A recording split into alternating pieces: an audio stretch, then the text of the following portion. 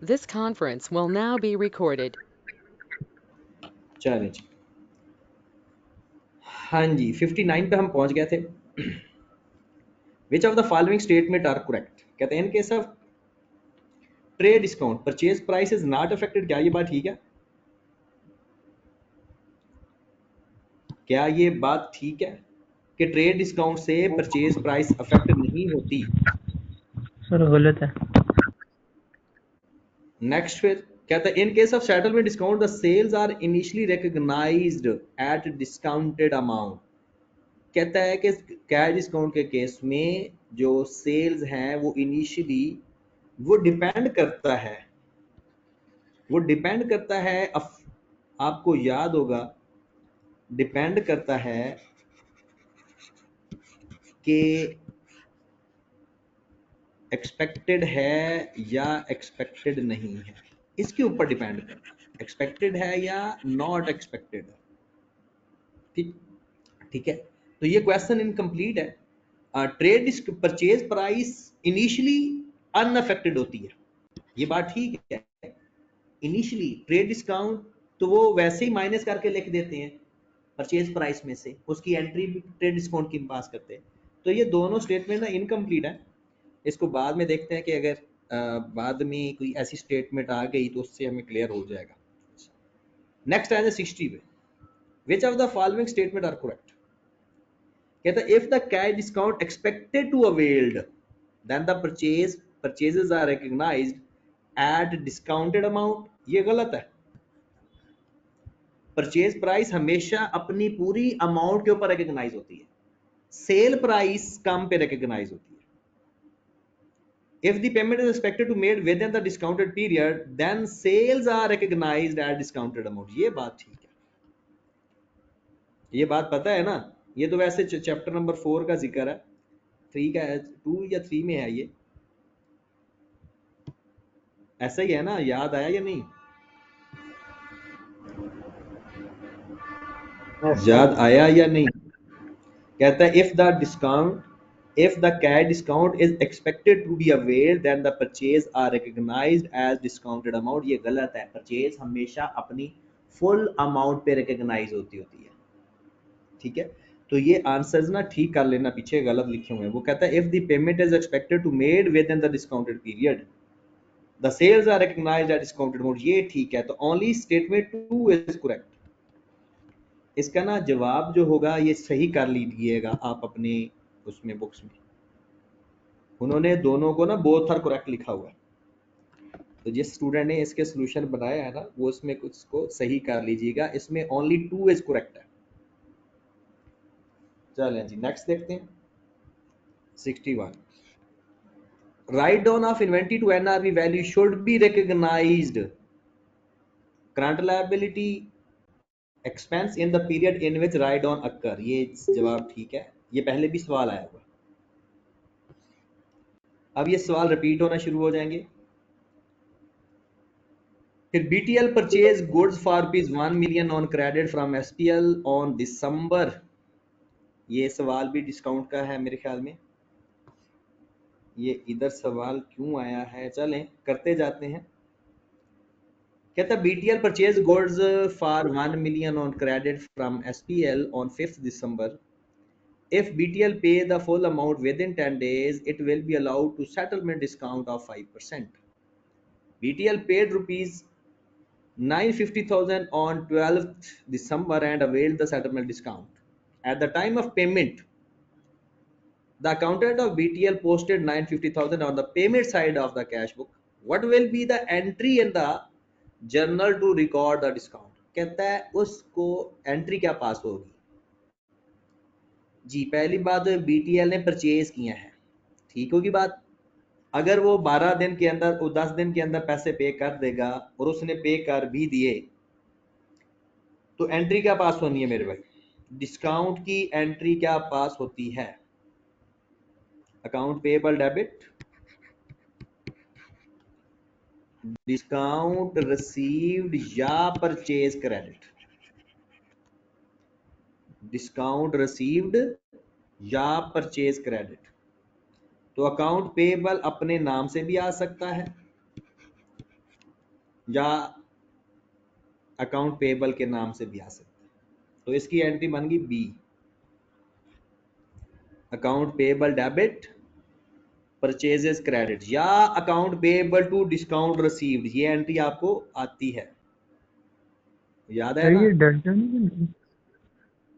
Sorry, delta नहीं बनती ये? डेल्टा अदर इनकम, मैंने कहा ना दो एंट्रीज हैं, दो डिस्काउंट रिसीट भी लिख सकते हैं, परचेज भी लिख सकते हैं। तो आजकल परचेज चल रही है, बेस्ट एंट्री परचेज के नाम से आनी चाहिए। और अगर आप फाइनल अकाउंट में देखें तो हम उसमें भी यही कर रहे हैं कि डिस्काउंट रिसीव्ड को परचेजेस में से माइनस कर रहे हैं, अदर इनकम में नहीं लिख रहे। अभी एंट्री दोनों ठीक है, लेकिन जो बेस्ट है वो परचेजेस क्रेडिट होता है और डिस्काउंट अलाउड में सेल डेबिट होता है, सेल में से वो डायरेक्ट माइनस कर देते हैं। हालांकि उसको आप अदर एक्सपेंस में भी लिख सकते हैं। 63, which of the following statement regarding inventory valuation is correct? कहते हैं inventory item should be valued at cost, all purchase price item held for longest period, ये भी रिपीटेड क्वेश्चन है कि इन्वेंट्री वैल्यूएशन माइनस प्रॉफिट का दो cell value में से। फिर perpetual inventory system, which of the following entry should be made to recognise free sample in charity. कहते हैं परपेचुअल के अंदर चैरिटी एक्सपेंस को क्या, फ्री सैंपल, फ्री सैंपल की एंट्री क्या होती है, मार्केटिंग या advertisement expense debit inventory credit, marketing expense debit inventory credit, perpetual में इन्वेंट्री ही क्रेडिट होती है। 65, which of the following account should be debited to record credit sale of inventory under perpetual system? कहता है which of the following account should be debited to record credit sale? कहता है only account receivable को debit करते हैं, नहीं, account receivable को भी डेबिट करते हैं और कॉस्ट ऑफ सेल को भी डेबिट करते हैं। तो क्या एंट्री होती है, अकाउंट रिसीवेबल टू सेल, और दूसरी एंट्री होती है cost of sale to inventory. और उसने कहा किस किस को डेबिट करते हैं, एक अकाउंट रिसीवेबल को भी डेबिट करते हैं और कॉस्ट ऑफ सेल को भी। पीरियोडिक के अंदर सिर्फ अकाउंट रिसीवेबल आएगा।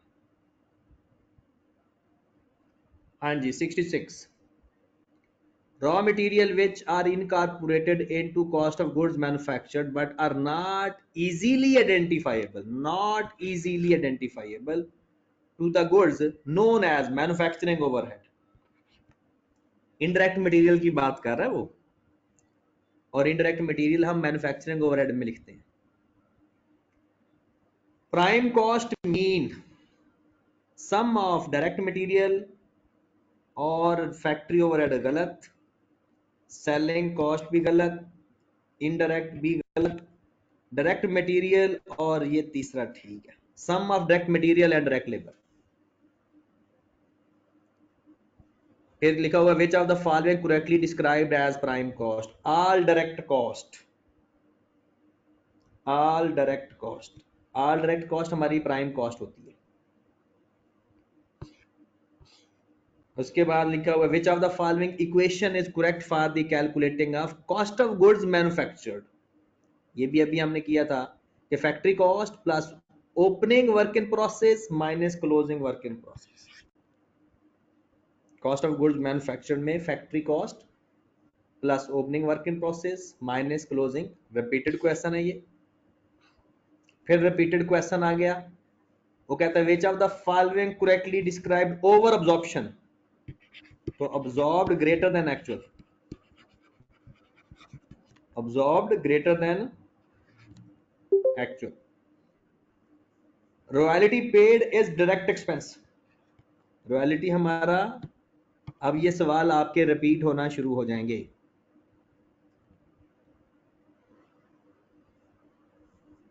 ओके की बात, कुछ स्टूडेंट्स कह रहे हैं कि उनको ज्वाइनिंग में प्रॉब्लम आ रही है, स्टिल आ रही है या क्लियर हो गई है? ज्वाइनिंग में प्रॉब्लम स्टिल आ रही है या अब ठीक है?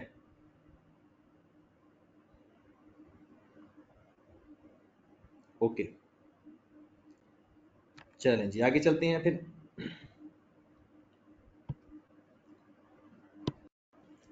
Seventy two. अब ना ये सवाल आपके रिपीट होना शुरू हो जाएंगे, मैंने आपको ना 100 तक करवा देता हूँ इसके, फिर हम थोड़ी सी ब्रेक करेंगे, फिर हम पहले 3 चैप्टर्स की तरफ जाएंगे। तो इंशाल्लाह आज का टारगेट हमारा यही हो जाएगा, फाइनल अकाउंट का सवाल, और हमारे 7 चैप्टर हो जाएंगे आज के दिन में, 1 2 3 और 7 8 9 और 10। ये मैं फाइनल असाइनमेंट से हो जाएंगे। आपने बुक को भी लाजमी देखना, प्लीज बुक लाजमी है, ठीक है ना, वो बुक से वो लाइंस पिक करता है। चलें जी 72 पे आ जाएं। What is the cost of conversion, labour और फैक्ट्री ओवरहेड, ये इसका आंसर लिखा हुआ है। फिर 73 में लिखा हुआ है which two of the following included in the cost of the inventory, कहता है कौन सी दो कॉस्ट ऑफ इन्वेंट्री में ऐड होती हैं। Normal wastage cost of inventory के अंदर ही रहता है, और मैन्युफैक्चरिंग ओवरहेड, सेलिंग कॉस्ट और रिकवरेबल टैक्स इन्वेंट्री में ऐड नहीं होते। अब नॉर्मल वेस्टेज भी निकाल दिया जाता है, लेकिन नॉर्मल वेस्टेज को इन्वेंट्री की कॉस्ट में ऐड कर दिया जाता है। 74 पे आ जाएं। 74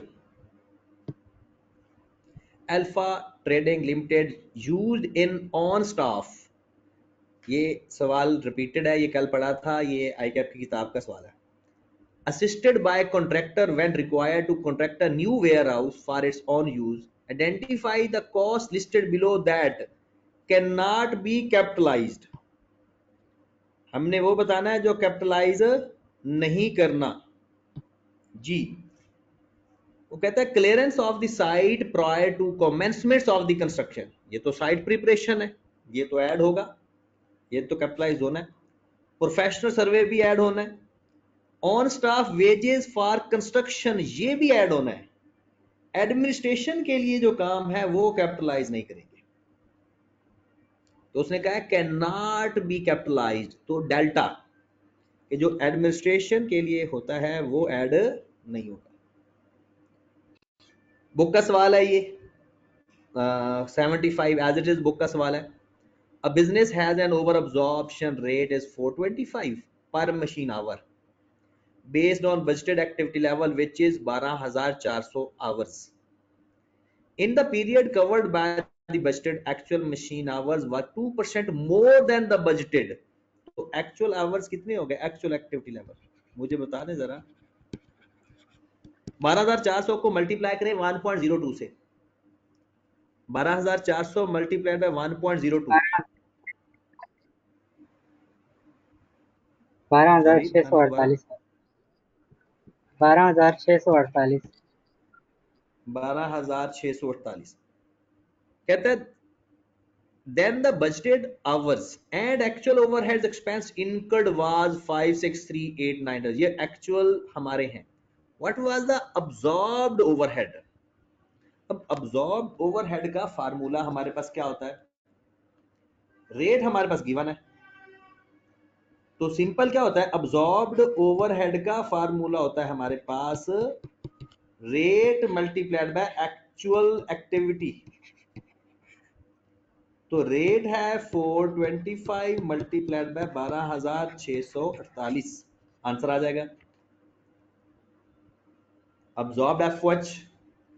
और अगर ओवर या अंडर पूछेगा तो एक्चुअल का और अब्जॉर्ब का डिफरेंस बता देंगे। जो कितना आंसर आ गया, बीटा बीटा आ सर, रहा है। कितना आ रहा है, बीटा बीटा सर, आ रहा है सर, बीटा 5375,400. बीटा। चलो जी 76 कहते हैं what entry should be recorded when actual overhead expenditure is incurred, और जब एक्चुअल होते हैं ना तो एंट्री याद रख लें, एक्चुअल का production overhead debit to cash, बल्कि मैं ना आपको सारी एंट्रीज ही लिख देता हूं, ये एक्चुअल ओवरहेड की एंट्री है।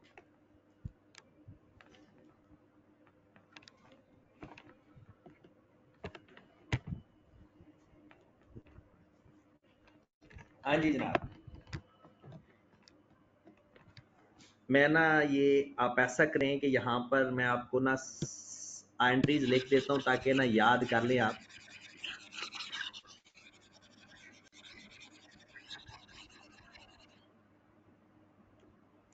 जी पहले आप एंट्री लिख लें, अब्जॉर्ब्ड ओवरहेड की एंट्री क्या होती है, अप्लाइड ओवरहेड या अब्जॉर्ब्ड ओवरहेड। उसकी एंट्री होती है जनाब work in process debit, production overhead credit. क्या उसकी एंट्री होती है, work in process to production overhead, ठीक है। एक्चुअल ओवरहेड की एंट्री क्या होती है जनाब, एक्चुअल ओवरहेड, उसकी एंट्री होती है production overhead debit, production overhead debit cash या पेएबल क्रेडिट। ओके होगी बात। फिर ओवर अब्जॉर्प्शन की एंट्री क्या होती है, ओवर अब्जॉर्प्शन, उसकी एंट्री होती है production overhead debit, cost of sale credit. Under absorption की एंट्री लिख लें, अंडर अब्जॉर्प्शन की entry cost of sale debit, production overhead credit. लो जनाब ये सारी एंट्रीज आपकी हैं ओवरहेड से रिलेटेड। हर एक ओवरहेड की ये एंट्री है, absorption, applied overhead, absorption overhead की, प्रोडक्शन ओवरहेड टू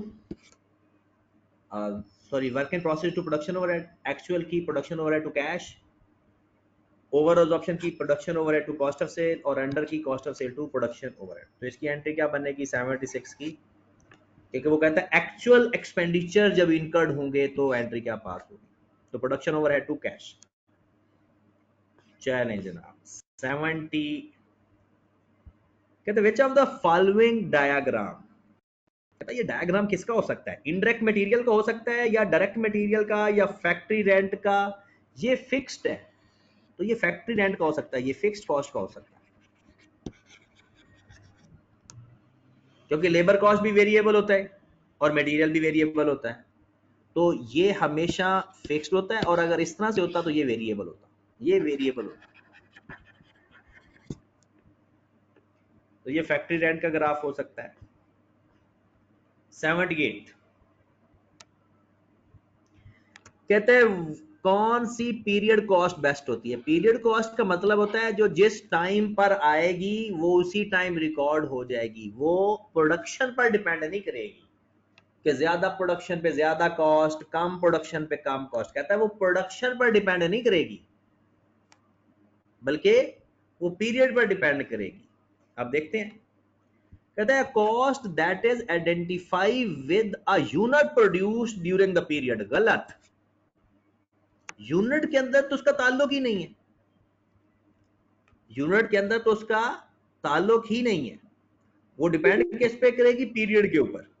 फिर a cost that can be easily allocated to the particular period without the need of apportionment between period। नहीं, पीरियड में वो कहता है अपॉर्शनमेंट हो सकती है या नहीं हो सकती, इसका मेन ताल्लुक है, सी पढ़े जरा, a cost that relates to the time period is not included in the inventory valuation। पहली बात, जो पीरियड कॉस्ट होती है ना वो इन्वेंट्री की कॉस्ट में ऐड नहीं होती, वो फिक्स्ड कॉस्ट होती है, तो इसका सी आंसर बेस्ट आंसर है।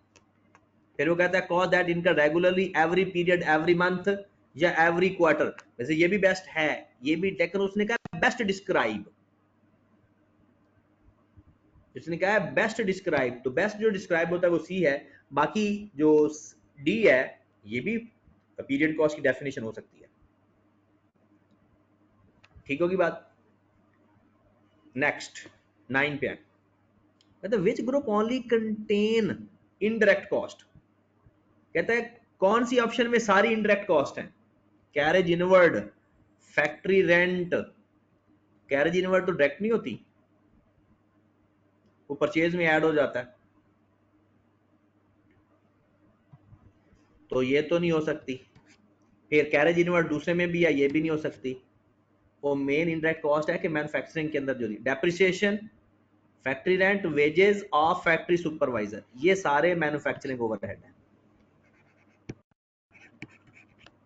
फिर depreciation raw material, raw material direct है इसलिए इसको हमने छोड़ दिया, कैरेज इनवर्ड रॉ मटेरियल में ऐड होता है इसलिए छोड़ दिया, इस दोनों में कैरेज इनवर्ड था, ये तीनों डायरेक्ट थे और हमने बताना था इनडायरेक्ट। ओके होगी बात? चलें जी नेक्स्ट। कहते during the month of July a manufacturing business issue 20.2 million material. ये जो इशूड होता है इसका मतलब है इतना इस्तेमाल हुआ है material, and 4.9 indirect material. What is the double entry of these issued of material? कहते हैं इनकी डबल एंट्री क्या होगी? जो डायरेक्ट मटेरियल होता है ना उसकी एंट्री भला क्या होती है? वर्क इन इशूड की, work in process to raw material या purchases, work in process to raw material या परचेजेस। कितनी अमाउंट है? 20.5 20.2 सॉरी। और जो इनडायरेक्ट मटेरियल होता है उसकी क्या एंट्री पास होती है भला? Work in process to production overhead, वो कितना है? 4.9।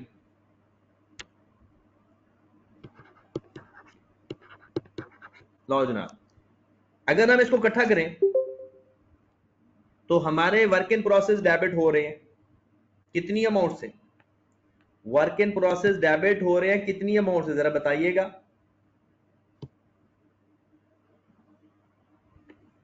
20 20 से। अच्छा 20.2 दोबारा आपको इनडायरेक्ट मटेरियल की एंट्री एक और भी पास करवाई थी, एक और याद होगा आपको। हम प्रोडक्शन पहली एंट्री क्या पास करते हैं? Production overhead debit, indirect material और इनडायरेक्ट मटेरियल क्रेडिट,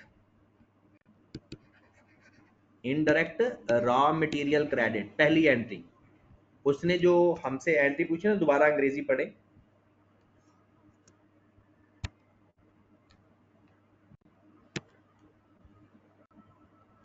एक मिनट,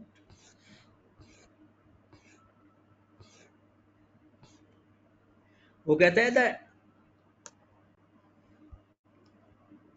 कि material of factory overhead indirect material की एंट्री पास करनी है सिंपल ये वाली, तो वो एंट्री हो जाएगी प्रोडक्शन ओवरहेड डेबिट 4.9 से, उसको चार्ज की नहीं उसने पूछी, और 4.9 से इनडायरेक्ट रॉ मटेरियल क्रेडिट। तो वर्क इन प्रोसेस किस में डेबिट हो रहा है?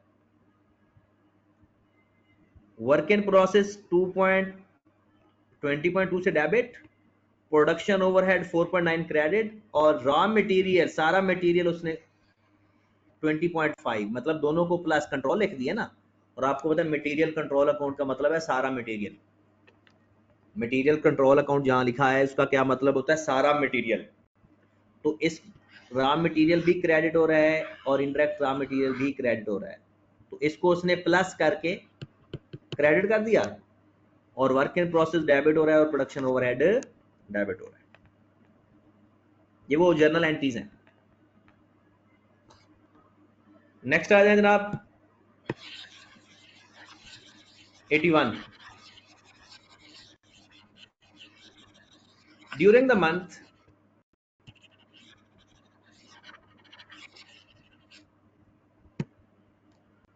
a direct production workers worked a 10 hours include 190 hours of journal overtime। ये तो आपका फेवरेट सवाल है। The indirect worker worked 230 hours which included 38 of journal overtime। The direct production worker have a basis rate of 750 per hours and indirect basic rate is 590 per hour। What is the amount that will be debited to production overhead account? मतलब production overhead में क्या आ जाएगा? याद आया या नहीं? Direct material का over time की ओवर पेमेंट और इनडायरेक्ट सारा। जरा देखिएगा, कहता है direct worker worked 8-10 hours including 190 over time. Indirect के 230 आवर्स हैं जिसमें 38, तो 230 को अलग अलग करें जरा। ये आ गया ओवर टाइम डायरेक्ट का, इनडायरेक्ट और इनडायरेक्ट का ओवर टाइम। इनडायरेक्ट का ओवर टाइम है 38 आवर्स, और मुझे बता दें इसका ओवर टाइम बाकी कितना बच गया, 230 में से माइनस करें 192। सर 192। अब जरा रेट से मल्टीप्लाई कर दे, ये सारा इनडायरेक्ट है। रेट क्या है, direct production worker basic rate 790 and indirect का बेसिस रेट 590 बेसिक रेट। तो ओवर टाइम का तो रेट बताया ही नहीं हुआ यहाँ, कहता था ओवर टाइम तो नहीं बताया हुआ इसमें। इसका मतलब है ओवर टाइम की पेमेंट हो, यानी direct production worker worked 810 hours including general overtime. The indirect worker work 230 which include 38 hours of overtime. The direct production worker have a basic rate 790 and indirect basic rate 590. तो सबका basic rate बताया हुआ है, इसका मतलब है over time का over payment है ही नहीं, और सबको बेसिक रेट पे हो रहा है। तो ये 790 इसको पे हो जाएगा, 790 इसको पे होगा, तो सिर्फ यही हमारा प्रोडक्शन ओवरहेड आ जाएगा। फिर करो जरा, आंसर आता भला?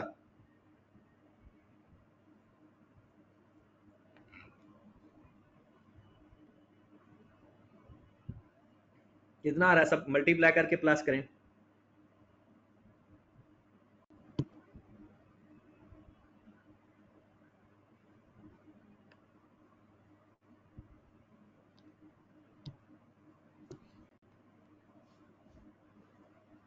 इसको मल्टीप्लाई करके प्लस करें, कितना आता है? इस सवाल के अंदर ना ओवर टाइम की जो रेट है वो मिसिंग है, ठीक है? तो इसलिए इसका आंसर जो आपका आ रहा होगा ना, बस वही लिख लेना 135,700। देखो जरा, यही आ रहा है, ठीक है? इसमें ना वो मिसिंग है ओवर टाइम, ठीक है? ये सवाल मिसिंग है, इसलिए इसको अभी रहने दें। ये ओवर टाइम कोई होगा तो वो तब ये सवाल पूरा होगा, शायद ये आगे सवाल आ जाए। 82 पे आए। An entity engaged in manufacturing has a policy of holding no inventory. कहता है पॉलिसी ये है कि आपने ना ओपनिंग स्टॉक होगा ना क्लोजिंग स्टॉक होगा। Any type of raw material, work in process या finished goods. During the accounting period, only goods produced for raw material purchased by it, its cost of sale should be equal to. कहते हैं उसकी फिर cost of cell किसके बराबर आएगी? ना opening stock है ना क्लोजिंग स्टॉक है, तो फिर सीधी सीधी क्या होगी cost of sale? Prime cost plus production overhead. तो कॉस्ट ऑफ सेल क्या होगी? प्राइम कॉस्ट, क्योंकि आपने क्लोजिंग स्टॉक तो रखना ही नहीं है, तो जितना आपने खरीदा वह सारा बिक जाएगा। तो ये सारी की सारी जो कॉस्ट है ये सारी फिर क्या बन जाएगी? Cost of cell.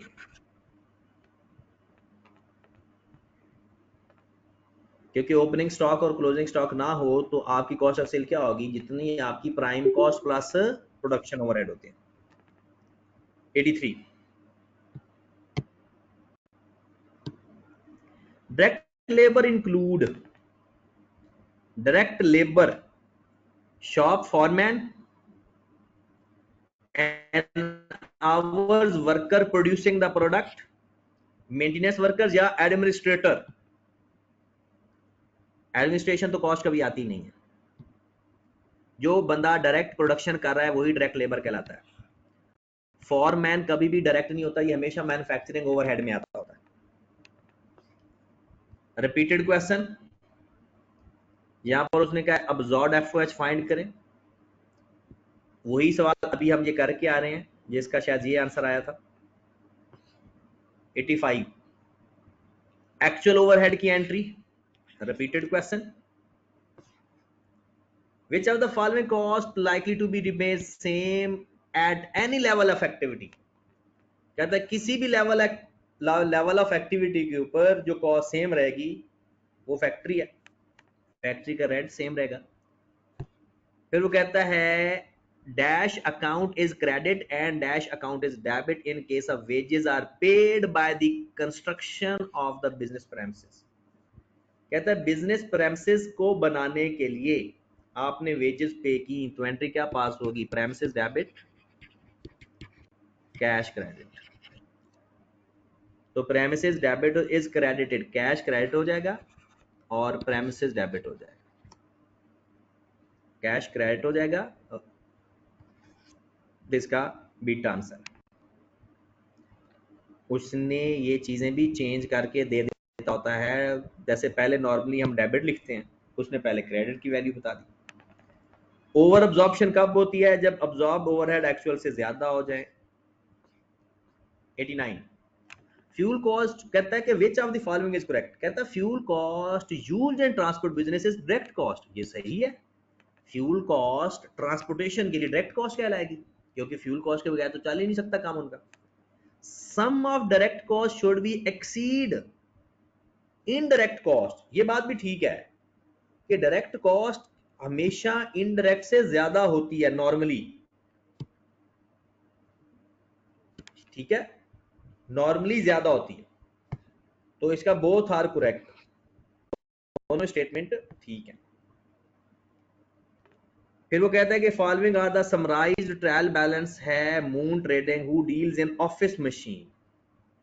कहता है ये ना कभी कभी आपको ना जो फाइनल अकाउंट की एडजस्टमेंट है, ये आपकी ना फाइनल अकाउंट की एडजस्टमेंट है,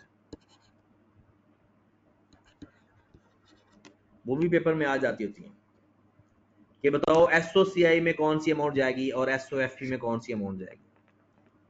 ये भी तो लिखा हो ना, what is the correct amount of other income to be shown in SOCI. कहते हैं अदर इनकम ट्रायल बैलेंस में पड़ी है 15 मिलियन की। Review of the other income revealed the following information. कहता on August received an amount 1.8 million, जो कि है 50% एक मेंटेनेंस कॉन्ट्रैक्ट का। ये फाइनल अकाउंट की एडजस्टमेंट है, हमारे सवाल के अंदर आई, हमने पढ़ी हुई है। कहते हैं फ्रॉम 1 सितंबर से लेकर 31 मई 2016 तक, और हमने ये सारी इनकम में लिख दी है। The balance would be paid on the completion of the contract. हमारा ईयर एंड है दिसंबर 2015, आपको 1.8 मिलियन मिली है। कितने दिनों के लिए जरा देखिएगा, 1 सितंबर 15 से लेकर 2 मई 2016 तक कितना टाइम बनता है? 9, 10, 11, 12, 4 और 5, 9 महीने।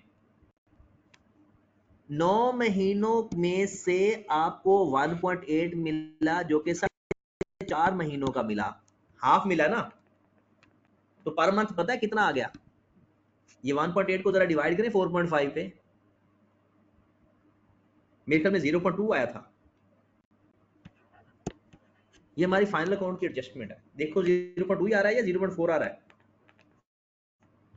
50% चेक कीजिएगा जरा।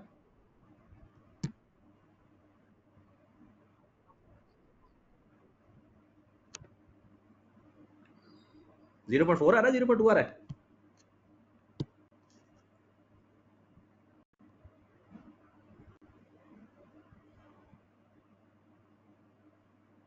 आवाज नहीं आई। 0.4 आ रहा है। 0.4 चलें जी। कहता है पर मंथ हो गया 0.4, क्योंकि ये 1.8 है ना, ये हमें 50% मिला टोटल का, तो टोटल तो कोई और है, टोटल तो 9 महीनों का टोटल होगा। अब हम देखते हैं कि हमारे महीने कितने आते हैं, जनवरी, सितंबर, अक्टूबर, नवंबर, दिसंबर। इसका मतलब है 4 महीनों का 4 मल्टीप्लाइड बाय 0.4, 1.6 इनकम में ऐड होना चाहिए, और हमने 1.8 इनकम में ऐड किया हुआ है। तो क्या करेंगे? 0.2 हमने ज्यादा ऐड किया हुआ है, 0.2 हमने ज्यादा ऐड किया। कहते हैं what is the correct amount other income to be showed in SOCI. तो एसओसीआई में 1.8 सारी नहीं होनी चाहिए, उसमें 1.6 मिलियन होनी चाहिए। कितनी होनी चाहिए? 1.6 मिलियन, सारी अमाउंट नहीं होगी। तो आंसर आ गया डी। अगर ये पूरी अदर इनकम में देखेगा तो 15 में से 0.2 माइनस होके जाएगा। और ये 0.2 किधर चला जाएगा, करंट लायबिलिटी के अंदर। और ये हमने सवाल किया हुआ है, ये हमारा सवाल है फाइनल अकाउंट का, और फाइनल अकाउंट की एडजस्टमेंट यहां पर भी आ जाती है। 91 सर ये जो 0.2 है ये अनअर्न्ड है? अनअर्न्ड है, ये अनअर्न्ड है। चलें जी नेक्स्ट 91। बस हमारे 10 सवाल रह गए हैं, टेंशन नहीं लेनी, बाकी आपने खुद ही कर लेने हैं इंशाल्लाह। Which of the following statement regarding inventory valuation are correct? कहता है storage cost of finished goods is not include, बिल्कुल सही। रॉ मटेरियल की स्टोरेज कॉस्ट इन्वेंट्री की कॉस्ट में ऐड होती है, फिनिश गुड्स की जो कॉस्ट है वो रॉ इन्वेंट्री की कॉस्ट में ऐड नहीं होती। ये सही ना लिखा हुआ। Normal capacity of the production take into account the loss of capacity resulting from the planned, बिल्कुल सही है। ये नॉर्मल कैपेसिटी की बुक के अंदर एज इट इज डेफिनेशन लिखी हुई है, नॉर्मल कैपेसिटी की एज इट इज।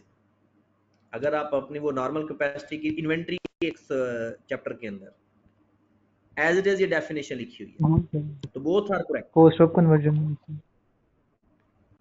ये कॉस्ट ऑफ कन्वर्जन से पहले नॉर्मल कैपेसिटी प्रोडक्शन क्या होता है, वो कहता है take into account the loss of the capacity resulting from, वो कहता है कि नॉर्मल कैपेसिटी कहते हैं जो नॉर्मल रूटीन में थोड़ा बहुत मेंटेनेंस होती है ना, उस लॉस को भी हम कंसीडर करके ही करते होते हैं। टेक इनटू अकाउंट का मतलब होती है होता है।